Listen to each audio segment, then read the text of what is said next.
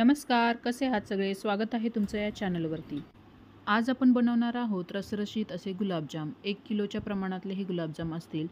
खवा आणि गव्हाच्या पिठापासून आपण हे गुलाबजाम तयार करणार आहोत. तुम्ही बघू शकता किती छान रसरशीत असे आपले गुलाबजाम तयार झालेले आहेत. रेसिपीला सुरुवात करण्याअगोदर तुम्हाला जर माझ्या रेसिपीज आवडत असतील तर प्लीज माझ्या चॅनलला सबस्क्राईब करा आणि शेजारील बेल आयकॉनलाही क्लिक करा, ज्यामुळे माझ्या येणाऱ्या नवनवीन रेसिपीज तुमच्यापर्यंत लवकरात लवकर पोहोचतील. मी इथे 1 किलो खवा घेतलेला आहे. हा मी फ्रीजमध्ये ठेवला होता, त्यामुळे नॉर्मलला येईपर्यंत मी तसाच काढून ठेवला वरती आणि त्यानंतर हाताने मी याच्या गाठी वगैरे व्यवस्थित मोडून घेतलेल्या आहेत. आपण याला मऊ करून घ्यायचं आहे हाताने अशा पद्धतीने.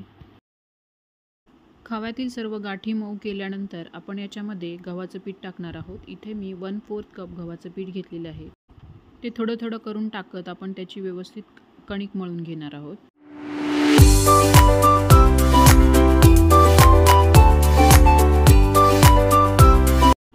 गव्हाचं पीठ आणि खवा अशा पद्धतीने एक जीव केल्यानंतर आपण याच्यामध्ये एक चिमूटभर, अगदी चिमूटभर खाण्याचा सोडा टाकणार आहोत आणि हे मळून घेण्यासाठी 2 ते 3 चमचे दुधाचा वापर करणार आहोत.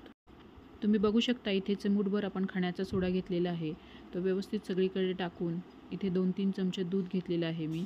ते थोडं थोडं करत टाकून आपण ही व्यवस्थित कणिक मळून घेणार आहोत. दूध आपण लागेल तसं इथं वापरणार आहोत. मला इथे 2-3 चमचे दूध लागलेलं आहे. तुम्हाला याच्यापेक्षा कमी किंवा जास्तही लागू शकतं. गव्हाच्या पिठावरती त्याची ॲब्सॉर्ब करण्याची कॅपॅसिटी वेगवेगळी असते, त्यामुळे दूध कमी जास्ती लागू शकतं. तर आता आपण इथे व्यवस्थित कणिक मळून घेऊया याची.